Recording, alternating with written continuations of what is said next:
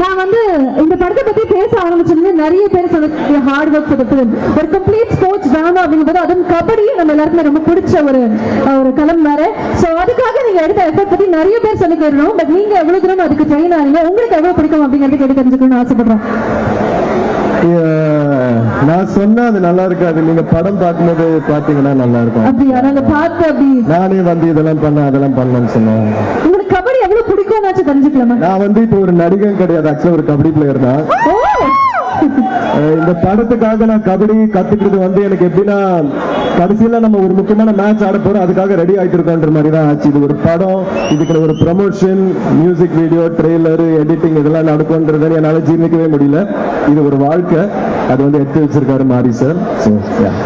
Super, all the very best for that. நீங்க சொன்ன மாதிரி தீபாவளி வந்து அந்த மாரி சாருடைய சம்பவம் தீபாவளி சம்பவமாக மாறப்போது, ஒரு black பஸ்டராக மாறப்போது. There is no doubt about it, and congratulations in advance. Thank you so much for once again for joining.